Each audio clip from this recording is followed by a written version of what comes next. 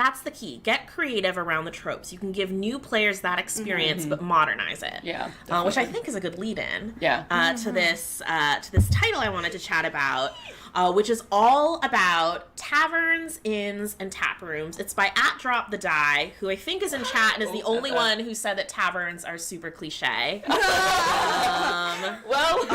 How dare? Yeah, so we'll just, never mind. We just won't talk about it. Oh, the cover is so beautiful. Yeah, the cover art is gorgeous. That stunning cover. Yeah, by the artist Allie Briggs. It has a bunch of different taverns with so much detail and atmosphere. It talks about the proprietors and like their background stories, and it has menus, and it just gives you everything to make this a fully fleshed out place. And NPCs, cocktail menus, like anything you could think of, and a million random tables, which is my favorite and quest hooks. Yeah.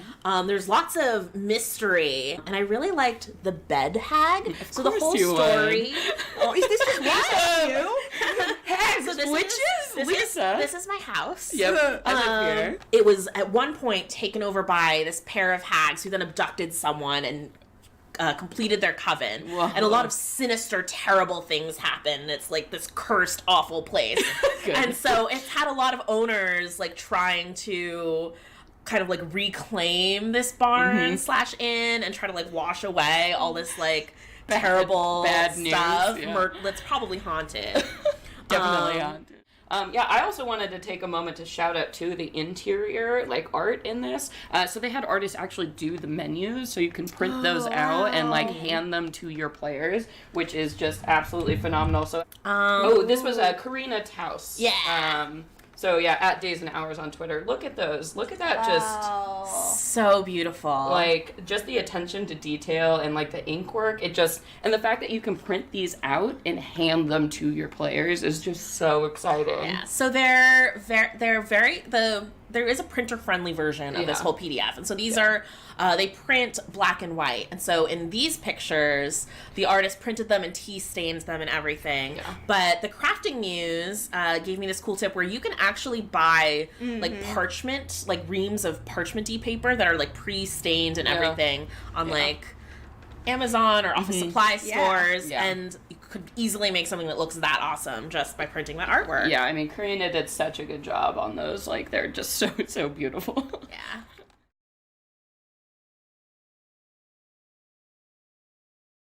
So, do you want to go ahead and make our inner tavern? Yeah, so chapter 4 has random tables so you can make your own tavern. Yep. And there's a lot of tables. Yeah. And we'll do some like, of them. incredibly exciting. So roll that D8. I got a 3. Okay. So we're going to go B, C, and then type of tavern. So first off, we start with table B. So let's roll a D20. 9. Okay. So we are lavender. I like that so much. Okay. I'm so happy. Okay, so we are lavender, and then we're going to roll on the C table here at D20. 8. 8 is boot. So we are the Lavender Boot Tavern. The Lavender Boot Tavern. Oh, that's so cute. I love it. Just a little lavender boot. Okay, and let's see, what do we know about the Lavender Boot? All right, so for features, let's go ahead and roll on a D10. You want to roll it? Oh, sure. Okay, so We got a 3. Okay, so the bar is lined with coin-operated self-serve spigots of stout ale, 5 copper piece of mug, 1 silver piece of pitcher. Well, this is a tavern I already love. This sounds like a frozen yogurt I was just shop. about to say the same thing. Oh my gosh. Oh, here, and let's go ahead. We can roll for our alignment, too. So, a tavern can have an alignment? Yeah, roll a D10. D10 again. A D10. 8. Okay. Again. So the Lavender Boot is chaotic neutral. Oh my god, this is taking a turn. Wow, so and these are all about kind of our general patrons. So the trickiest of patrons to oversee, they are unpredictable and sometimes wild, but their general apathy makes them agreeable more often than not. I feel like it's dangerous to have chaotic neutral people in a self-serve. Yes. Oh my god. So all over the floor. Like trouble all all over. the taps. Yeah. Yeah. Oh my gosh, okay. Wow, hit me up with a chaotic self-serve lavender tavern. Yes! We can also roll for a metaphysical feature if we want to roll. So let's roll a D10. Okay, I'm really excited. Let's just do this for the rest of the show. Yeah, let's do all the tables. 9. There are so many. Okay. A magic mouth spell causes the marble bust of a bugbear opposite the front door to greet guests. It's definitely lavender veined marble. Oh yeah, absolutely. Yeah. Well, you have just a giant marble bugbear statue. It's like, welcome to the lavender boot.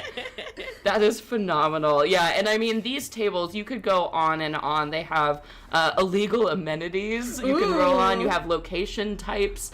You have what your staff is like. You have room features. You have the menus you can roll for. Like, I feel like, so the DM could use this table to roll a tavern ahead of time. Yeah. But I almost feel like it'd be fun to have players roll the tavern with you. Yeah, like what you encounter. I like that idea because I really, really love having players participate in world building at the table.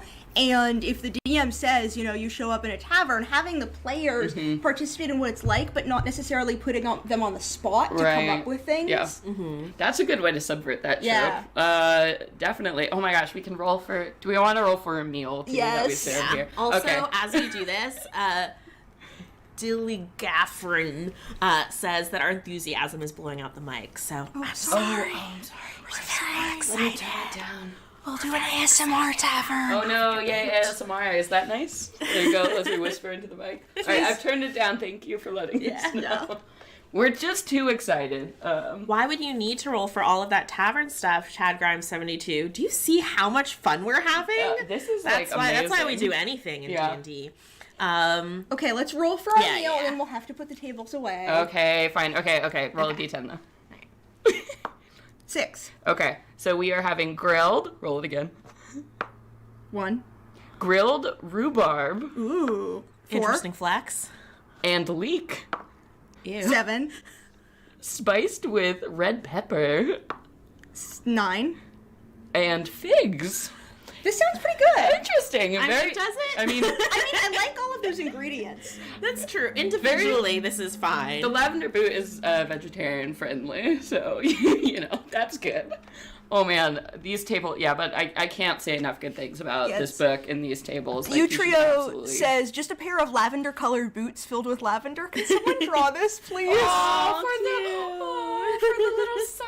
Yeah. Oh, that'd be amazing. Chad Grimes 72. Couldn't you just use your imagination instead of the dice? Absolutely. You totally can. You can. Sometimes things being random and totally weird, like that menu we just put up, or I would never have thought to call a tavern lavender boot. Yeah. But then once you call it that kind of triggers your imagination and instantly builds this whole world. So you could always change it. That's why I like using random tables even or looking at stuff for backgrounds and traits and bonds and flaws. But if that inspires something, you can always change it to whatever you want. Yeah, plus, I mean, we're all gamers. Like, we love rolling dice. Gamifying things is just super fun. I think Ashley Warlock nailed it. Why not both? D&D is the best, when you can marry dice and imagination. Oh, yeah, absolutely. I think so. That's what the game is all about. I thought Ashley was just saying D&D is the best when you can marry dice.